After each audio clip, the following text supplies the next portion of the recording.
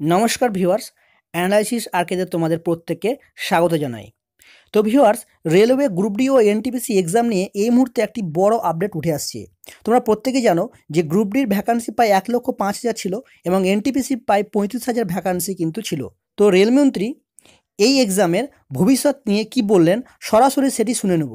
তার আগে বলি ভিউয়ার্স, আমরা কিন্তু প্রতিনিয়ত সরকারি বেসরকারি চাকরির আপডেট আমাদের চ্যানেলে দিয়ে থাকি, তাই এই ধরনের আপডেটগুলি পেতে আমাদের চ্যানেলটিকে সাবস্ক্রাইব করে দিতে পারো। ভিডিওটি ভালো লাগলে বন্ধুদের মধ্যে একটু শেয়ার করে দিও।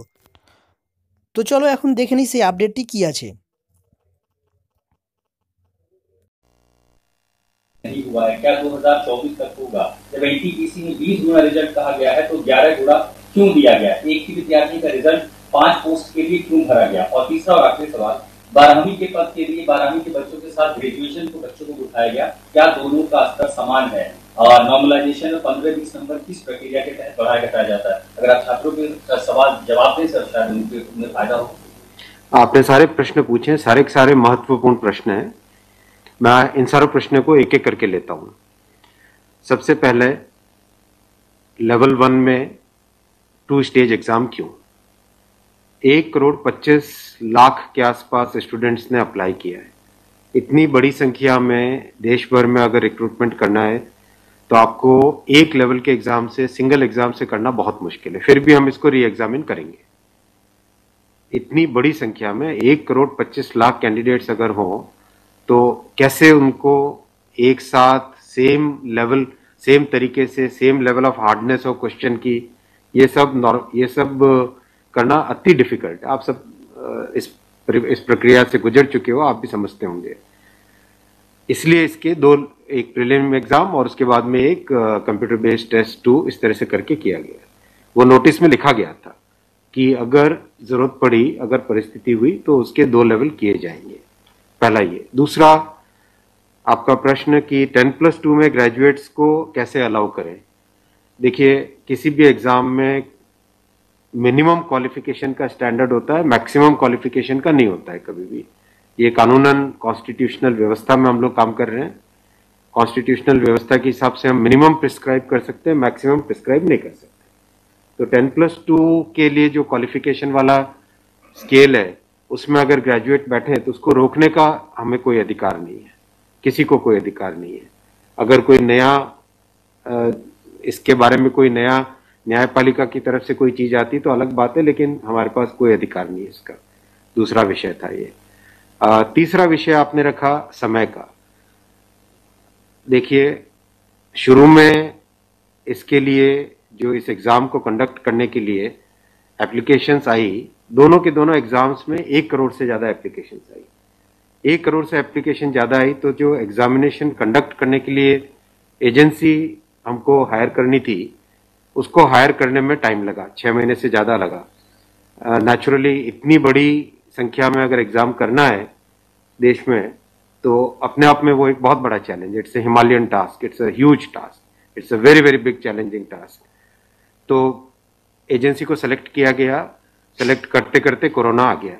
कोरोना के फेज में देरी हुई, लेकिन फिर भी डिस्पाइट कोरोना तुरंत दिसंबर 2020 में एग्जाम की प्रोसेस चालू हुई। और despite second wave of corona फिर भी एग्जाम किया गया with all the precautions, all the safety things करके इसको लाए।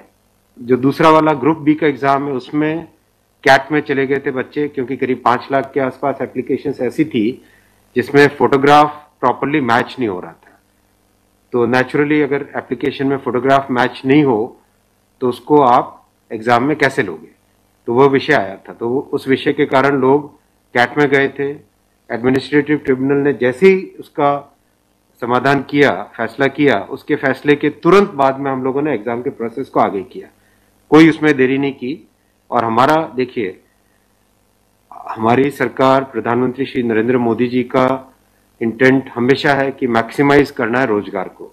इसीलिए आप देखिए, इतनी बड़ी संख्या में, यानी रेलवे में 1,40,000 टोटल, 1,05,000 ग्रुप डी की कैटेगरी में, लेवल 1 की कैटेगरी में, और लेवल 2 से लेवल 6 की कैटेगरी में 35,000 कैंडिडेट्स वैकेंसीज। 1,40,000 की वैकेंसीज लाना कोई छोटी बात नहीं है, बहुत बड़ी बात है।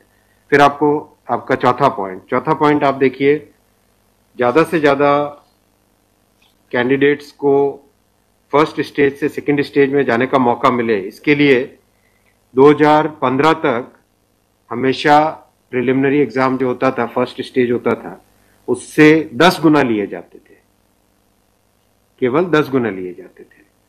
2015 के बाद में पहले ही संख्या बढ़ा के 15 गुना कर दी गई, जिससे कि ज्यादा से ज्यादा कैंडिडेट्स को मेन एग्जाम के लिए जाने का मौका मिले। और 2019 में इस संख्या को 20 गुना किया गया, ताकि ज्यादा से ज्यादा लोगों को अवसर मिले, ज्यादा से ज्यादा लोग, क्योंकि फर्स्ट स्टेज जो प्रिलिमिनरी एग्जाम इतना बड़ा नंबर है कि उस नंबर में हो सकता है कुछ बाय चांस उस दिन तबीयत ठीक नहीं हो, कोई दूसरा कारण हो, समय पे पहुंच नहीं पाए, कोई भी कारण से मिस कर गया, तो मैक्सिमम लोगों को हमें चांस देने का इंटेंट है। इसी इंटेंट के कारण 20 गुना किया गया। जो 10 गुना था 2015 से पहले, उसको 20 गुना किया गया 2019 में। तो ये प्रो स्टूडेंट्स, प्रो कैंडिडेट्स वाली अप्रोच है हमारी, और हमारी इंटेंट एकदम नेक नियति से काम कर रहे हैं, सच्चाई से काम कर रहे हैं। देखिए, कोई भी कहीं भी एक भी जगह से कहीं कोई पेपर लीक होने की बात नहीं है, कहीं पे कोई एग्जाम के मैनिपुलेशन की बात नहीं है।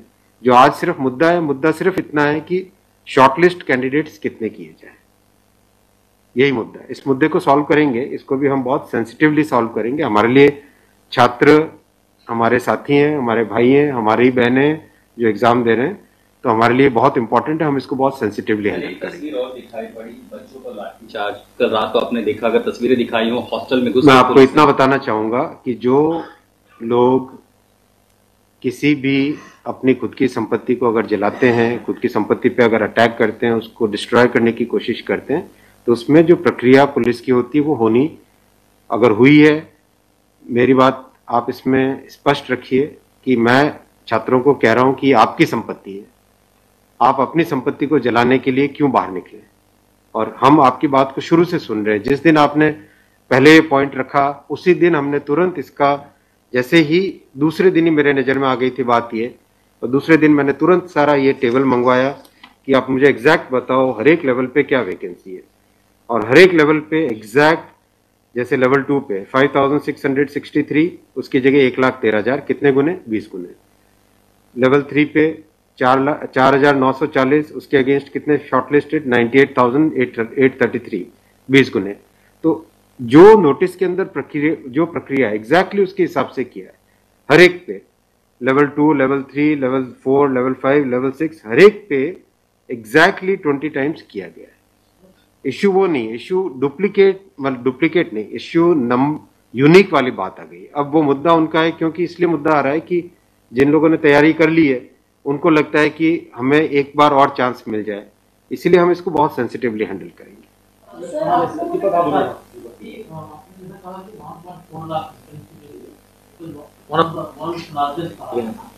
As of now, how many recruitment has happened, and by when all these things will be done? Because it was announced. यही तो रिक्रूटमेंट चल रहा है। देखो, इतना मैसिव, मैं आपको पूछूं कि वर्ल्ड का सबसे बड़ा एग्जाम कौन सा है? वर्ल्ड का अगर, या इंडिया का भी अगर बड़े एग्जाम्स देखें, तो बड़े एग्जाम्स में जेई बहुत बड़ा एग्जाम होता है, सिविल सर्विसेज बहुत बड़ा एग्जाम होता है, स्टाफ सिलेक्शन कमीशन का बहुत बड़ा एग्जाम। इन सब एग्जाम्स में एप्लीकेशंस की संख्या होती है 5 से 7 लाख, 8 लाख, 10 लाख। यहाँ 1 करोड़ एप्लीकेशंस है। आप ये तो देखिए ना कि कठिन कितना है। 1 करोड़ एप्लीकेशन, 1.25 करोड़ एप्लीकेशन, 1 करोड़ 25 लाख, 1 करोड़ 35 लाख, उसमें समय लगता है। But this is something government was aware in a country where there is so much of unemployment, and there will be vacancy like this. इसीलिए तो टाइम तो इतना लगेगा ही। अगर आपको इस एग्जाम को ढंग से करना है, इतना टाइम लगेगा, चाहे कोई करे। और उसके बाद भी आज देखा कि गया से आगजनी की तस्वीरें आ रही हैं।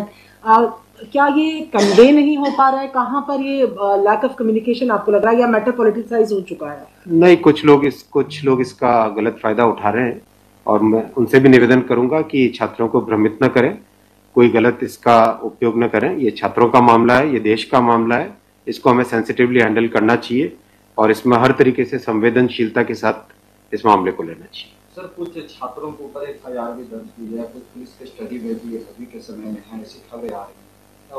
आप खबरों की जांच करिए। देखो, जो पुलिस की प्रक्रिया है वो अलग चीज है। मैं अभी जो मुद्दा है, जो उस मुद्दे को कैसे सॉल्व करें, उस पर सोचना चाहिए। हमें फॉरवर्ड लुकिंग होना पड़ेगा। सर, मेरा एक सवाल है कि जिन जिन राज्यों में हिंसा की खबरें या फिर जो रेल रोकने का जो मूवमेंट चल रहा है, ट्रैक पे स्टूडेंट बैठे हैं, क्या उन राज्यों के मुख्यमंत्री से आपकी बात हुई है और क्या कुछ आप लोग की इस संदर्भ में की कैसे? बिल्कुल, सब जगह लॉ एंड ऑर्डर स्टेट का जो रोल होता है, राज्यों के मुख्यमंत्रियों ने भी बहुत संवेदनशीलता के साथ काम किया है और हम भी कॉन्स्टेंटली टच में हैं, कंटिन्यूसली टच में हैं। और जो आज कमेटी की बात भी सबके पास जा चुकी है ऑलरेडी, और मेरे ख्याल से ज़्यादातर जगह से स्टूडेंट्स ने इस विषय को स्वीकार भी किया है। और मैं अभी भी रिक्वेस्ट करूंगा एक बार फिर सारे स्टूडेंट बंधुओं को, छात्रों को, कैंडिडेट्स को, कि आप प्लीज़ अपनी ग्रीवेंसेस को, अपने पॉइंट को, अपने कंसर्न को, अपने विषय को, अपने मुद्दे को फॉर्मली रखिए। हम इसको एकदम संवेदनशीलता के साथ टैकल करेंगे।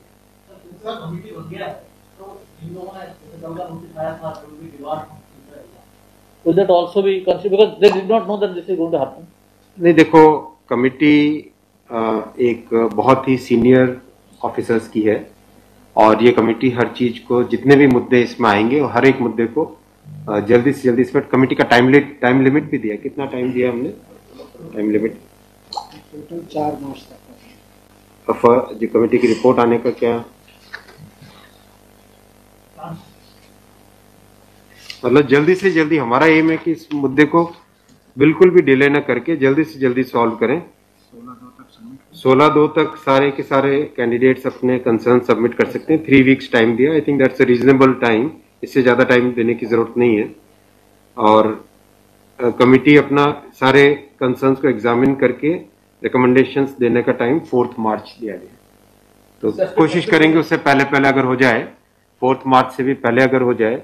डिपेंड करेगा कि कितने रिप्रेजेंटेशंस आते हैं, और मोटे मोटे मुद्दे तो अभी आ चुके हैं पब्लिक में सबके, इसलिए मुझे नहीं लगता है कि इसमें बहुत ज्यादा टाइम लगेगा। आप कह रहे हैं कि जो मुद्दे हैं वो आपकी नॉलेज में आ गया है, मोटा मोटी सही आ गया है। दूसरी ओर ये कि जो आपके पैरामीटर्स हैं उस पर सब कुछ सही तरीके से लिया गया है, उसी तरह से शॉर्ट लिस्ट किया गया है। फिर इसमें प्रॉब्लम, फिर उसमें कमेटी आपको रिपोर्ट क्या करेगी और करेंगे क्या? इसका मतलब अगर चेंज करते हैं कुछ तो दूसरे एक बड़ा पक्ष और भी तो विरोध करेगा। हाँ, ये इसीलिए तो मैं आपको देखो बताऊं ना, एग्जैक्ट किसी भी लेवल पे नोटिस में जो लिखा था कि 20 गुना कैंडिडेट लेंगे, अगर आपके सामने टेबल रखा हुआ है, 5,663 की जगह 1,13,000 यानी 20 गुना, 4,940 के लेवल 3 में 98,833 20 गुना, 161 के अगेंस्ट 3223 20 गुना, 17,393 347 3,47,676 20 गुना, 7,124 वैकेंसीज के अगेंस्ट 1,42,413 20 गुना। एग्जैक्ट 20 गुना है हर एक लेवल का। अब स्टूडेंट्स क्या कह रहे हैं कि जिन कैंडिडेट्स ने एक से ज्यादा लेवल में क्वालिफाई कर दिया है, राइट जी, उसके कारण सपोज मान लीजिए लेवल 3 में जो लेवल 5 का कैंडिडेट है वो भी क्वालिफाई हो गया है जी, तो वो लेवल 3 में कोई एक कैंडिडेट को जो क्वालिफाई नहीं हुआ है, उसे लगता है कि अगर उसको यूनिक के हिसाब से काउंट करते तो शायद उसको भी एक मौका मिल जाता मेन एग्जाम देने का। बराबर है, ये मुद्दा है, मुद्दा ये है। अब जो नोटिस इनवाइटिंग एग्जाम है, एग्जाम का जो नोटिफिकेशन होता है, उसकी एक सैंक्टिटी है, वो कोर्ट का मैटर है, वो लीगल मैटर हो जाता है।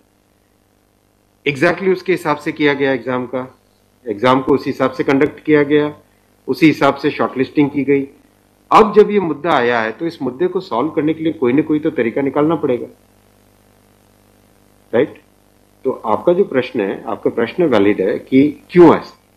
आपके सामने डेटा सामने रखे हुए हैं, डेटा आप सबके सामने है, बिल्कुल एग्जैक्ट डेटा है कोई, और ये डेटा हमने पहले दिन ही दे दिया था। जो टर्म कंडीशंस ऑलरेडी जब पब्लिसाइज किया जाता है, कोई पोस्ट होती है तो उसके लिए टर्म कंडीशंस ऑलरेडी पहले से घोषित होता है, उसके आधार पर ही ये सब कुछ किया गया होगा। हाँ बिल्कुल। फिर एक कमेटी या आपको कुछ रास्ता आप नहीं दिख रहा है क्या? ये जो कमेटी रिपोर्ट देगी क्या उसके अगेंस्ट देगी जो आपके टर्म कंडीशंस पहले वाले थे, बात वही है ना कि आपकी बात, तो फिर लोग कोर्ट जाएंगे। हाँ बात ये वही, हैरान होगा जो नहीं जी। अपने को तरीका ऐसा सॉल्व करना पड़ेगा, कोई तो ऐसा तरीका निकालना पड़ेगा जिससे कि जो लोग शॉर्टलिस्ट हुए हैं उनका भी करियर इफेक्ट ना हो, उनके प्रोस्पेक्ट्स भी कमजोर ना हो, और जो लोगों की ग्रीवेंस है उस ग्रीवेंस को तो एड्रेस करना पड़ेगा ना। छात्रों का मुद्दा है और लोगों ने अगर ग्रीवेंस रेज की है तो हमारी ड्यूटी है कि उसको हमें एड्रेस तो करना पड़ेगा ना। लेकिन आप देख रहे हैं आपके सामने ये टेबल है, एग्जैक्ट हर एक लेवल पे 20 टाइम्स है एग्जैक्ट। ये आप टेबल आप सब लोग देख लीजिए। और ये हमने जैसे ही शॉर्टलिस्टिंग हुई, कुछ लोगों ने मुद्दा उठाया, तुरंत मैंने आरआरबीज को क्लियर बोला था कि ये एग्जाम हमारी तरफ से एकदम ट्रांसपेरेंटली होना चाहिए और हर जगह एग्जैक्ट ये सब नंबर्स रखे गए। एक सवाल अगर आपके धन्यवाद, ठीक है। তো ভিউয়ার্স, ভিডিওটি আজকে এই পর্যন্ত। পরবর্তী আবারও দেখা হবে কোনো সরকারি বেসরকারি চাকরির আপডেট নিয়ে। এই আপডেটগুলি তোমাদের পেতে হলে অবশ্যই আমাদের চ্যানেলটিকে সাবস্ক্রাইব করে দিও এবং পাশে থাকা বেল আইকন ক্লিক করে অল নোটিফিকেশন অন করে দিও। প্রত্যেকে ভালো থাকবে, ধন্যবাদ।